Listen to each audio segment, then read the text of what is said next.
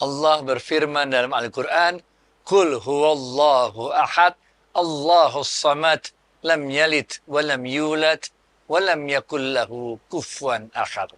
Surat Al-Ikhlas. Tidak ada satupun kata-kata ikhlas di dalam surat itu. Begitulah seharusnya kita dalam beramal. Kita tidak perlu mewujudkan diri kita dalam kebaikan, karena sesungguhnya kebaikan itu adalah milik Allah. Gitu, Fit.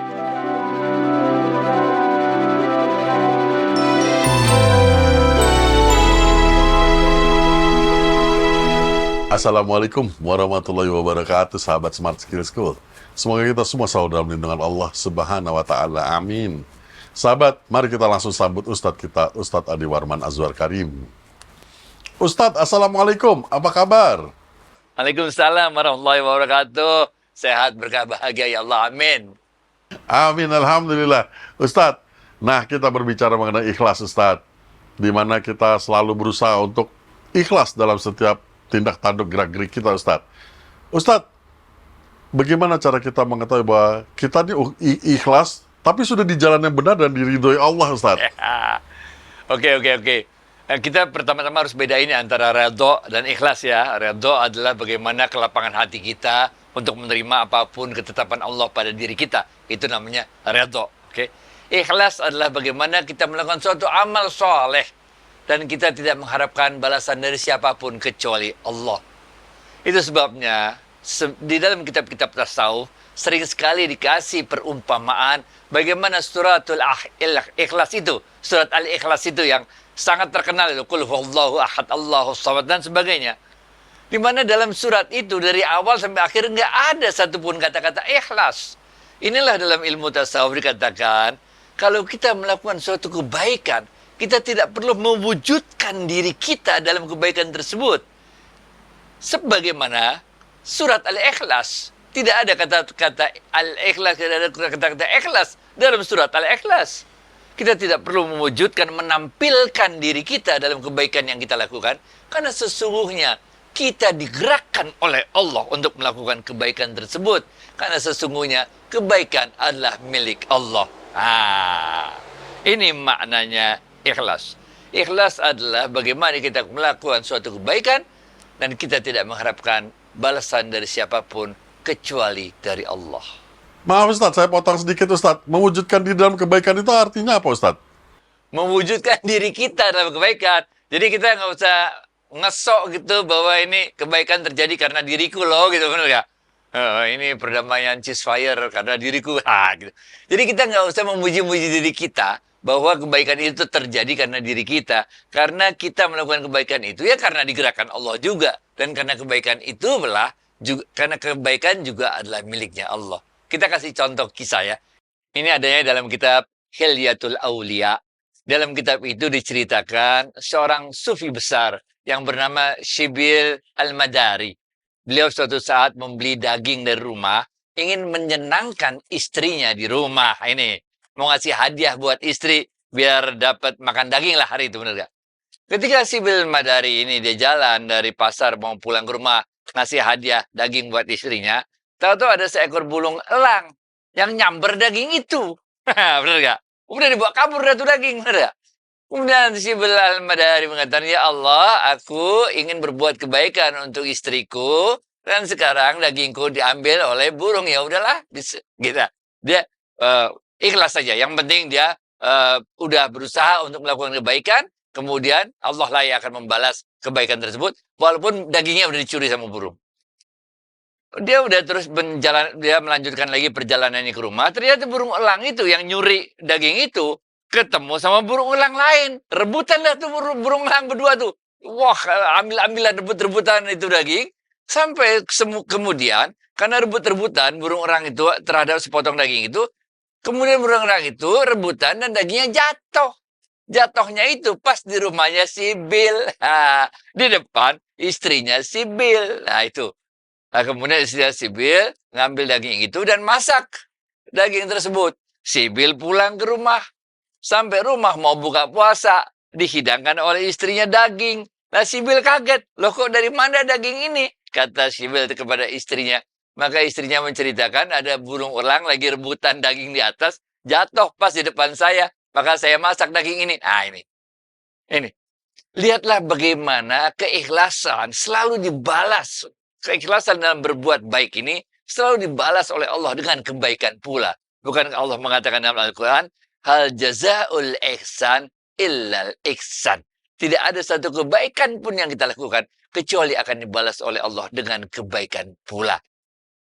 Imam Ghazali dalam kitabnya beliau menceritakan bagaimana Nabi Isa alaihissalam.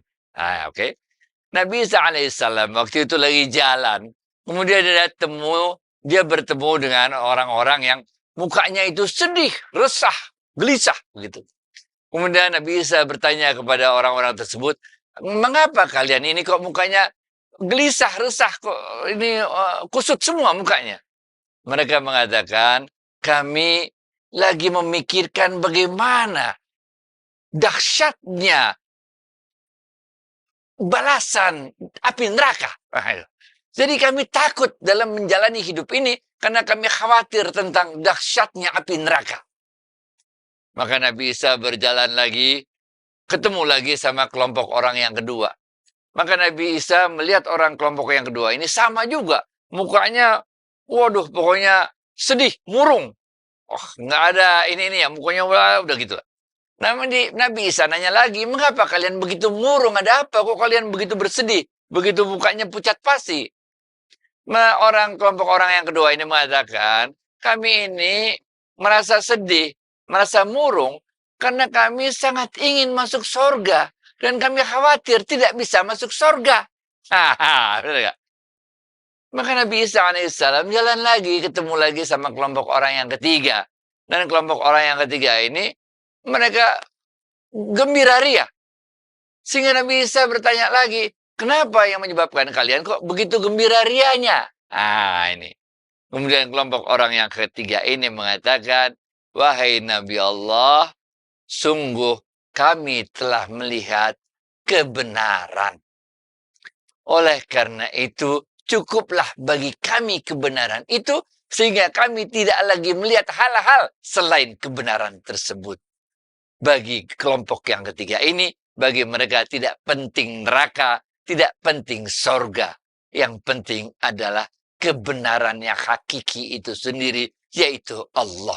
Bagi kelompok orang yang ketiga ini, ketika mereka melakukan suatu amal soleh, tidak penting bagi mereka mendapatkan sorga atau dijauhkan dari api neraka. Yang penting bagi mereka adalah mendapatkan balasan dari sang pemilik sorga, dari sang pemilik neraka, yaitu Allah. Gitu, Fit. Back to you. Baik, Masya Allah. Mengerti Ustadz, paham. Nah Ustadz, pertanyaan sahabat. Dia pergi perjalanan jauh dan pada suatu subuh, dia berhenti di rest area untuk sholat di masjid. Pada saat itu ada satu kelompok orang yang sudah mau memulai sholat subuhnya. Tapi orang-orang ini memang memakai pakaian-pakaian yang seragamnya mungkin dari negara lain gitu, bangsa-bangsa dari Timur Tengah barangkali. Sahabat saya langsung masuk ke dalam barisan dan memulai juga sholat tersebut. Namun pada saat Al-Fatihah, teman saya berbicara amin sendirian, Ustaz. Mereka tidak ada yang bicara amin, tidak ada yang menjawab amin gitu. Hilang khusyuk sobat saya ini. Dan pada rakaat kedua, dia kembali mencoba lebih keras lagi. Amin, tapi ternyata dia amin sendirian. Dan ini udah artinya confirm bahwa dia amin sendirian. Ini maksudnya gimana, Ustaz? Masa sholat nggak ada aminnya, Ustaz? Itu soal fikih. Apalagi kalau kita di Masjidil Haram. Apalagi kalau kita di Masjid Nabawi, di mana semua orang dari berbagai bangsa, dengan berbagai mazhab fikih, dengan berbagai pemahaman tumplek-brek di situ. Nah itu kalau kita merhatiin cara orang ibadah, kita pening. Jadi kita sibuk aja mau ngasih tahu orang ini nggak benar, ini nggak benar. Jangan. Udah. Ini pengetahuan kita menyebabkan kita, karena di Indonesia ini, karena kita mazhabnya Syafi'i. Sehingga kita belum mengenal mazhab-mazhab lainnya, Sehingga ketika kita bertemu dengan orang dari bangsa lain, dengan mazhab lain, kadang-kadang kita melihat, kok begitu ya, kok begini. Udah nggak apa-apa. Ini kayak cerita Nabi Isa tadi dah.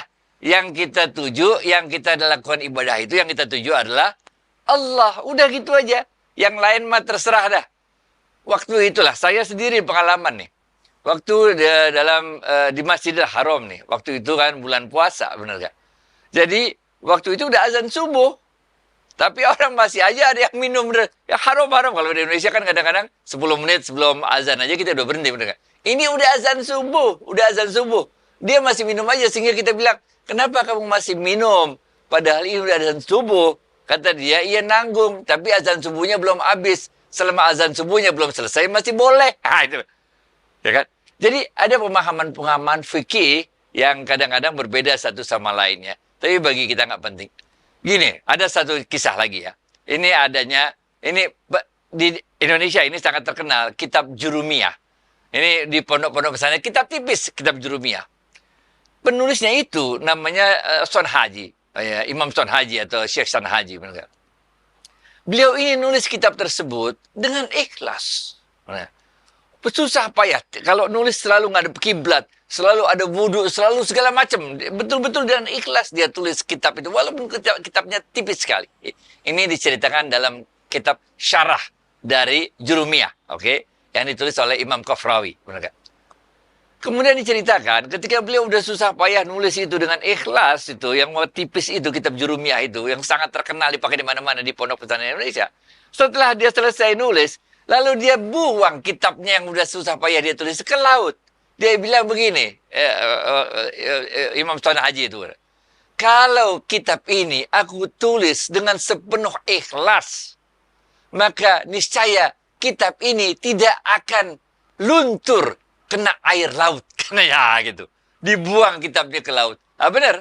Dengan keikhlasan yang luar biasa, maka kitab yang dibuang ke air laut itu, kitabnya utuh, nggak luntur. Ini menunjukkan bagaimana kalau kita betul-betul ikhlas. Ada buku-buku yang ditulis dengan sangat ikhlas, maka buku itu umurnya ribuan tahun. Dibaca oleh banyak sekali orang, seperti kitab Jurumiyah ini. Tapi ada kitab buku-buku yang ditulis karena ingin dapat misalnya, ingin dapat naik pangkat dan sebagainya. Ya udah, kitabnya itu cuma selesai untuk naik pangkat. Kitabnya nggak ada yang baca dan umurnya nggak ada sampai setahun 2 tahun. Hilang begitu aja karena memang ditulis cuma sekedar untuk naik pangkat atau untuk sekedar nyari duit misalnya. Tapi kitab-kitab yang ditulis dengan ikhlas, ini Allah akan angkat derajatnya dan akan perpanjang umurnya. Gitu, Fit. Yang penting hidup ikhlas saja dah. Cukup bagi kita balasan dari Allah. Baik, David. Baik, Ustaz. Sahabatnya ada yang bertanya juga, dikala dia sudah sering melakukan sholat tahajud, kadang-kadang dia daripada 4 rakaat, tiba-tiba dia sholat tahajud 2 rakaat aja deh. Hari ini rasanya kok kepengennya 2 rakaat aja. Itu apakah ikhlasnya berkurang, Ustaz? Nggak apa-apa. 6 rakaat jadi 2 rakaat boleh nggak, sholat tahajud juga nggak apa-apa. Ganti sama amalan lain yang waktu itu muncul dari dalam diri kita. Itu mau. Nggak apa-apa. Kadang-kadang kita capek, kadang-kadang kita bosan sholat tahajud terus. Sholat duha terus, kadang-kadang bosan. Nggak apa-apa, namanya juga sunnah. Tapi ganti dengan melakukan amalan yang lain. Kita udah pernah bahas sebetulnya untuk ibadah-ibadah yang langsung kepada Allah, seperti sholat, yang seperti puasa, yaitu yang urusannya kita langsung sama Allah. Inilah betul-betul yang kita jaga, keikhlasan kita. Benar gak? Sedangkan untuk amal soleh yang menyangkut kepada perbuatan baik kepada orang lain, sehingga orang lain melihat bagaimana kebaikan yang kita lakukan itu memang kita upayakan keikhlasan kita, tapi memang sulit untuk bisa benar-benar ikhlas untuk yang sifatnya berbuat kebaikan kepada orang lain. Sehingga berlakulah apa yang disampaikan oleh Sayyidina Ali bin Abi Thalib radhiyallahu anhu, aku lebih menyukai perbuatan baik yang diiringi dengan riya daripada tidak melakukan perbuatan baik sama sekali. Gitu. Udah, latihan ikhlas yuk, latihan. Insya Allah lama-lama kita bisa ikhlas. Karena bagaimanapun kita akan merasakan sendiri bagaimana Allah membalas perbuatan baik kita itu kalau kita lakukan dengan ikhlas. Baik to you, Fit. Insya Allah Ustadz, kita mencoba untuk selalu ikhlas di dalam setiap gerak-gerik tingkah laku kita. Ustadz, terima kasih atas waktu dan tausiahnya. Assalamualaikum warahmatullahi wabarakatuh. Waalaikumsalam warahmatullahi wabarakatuh.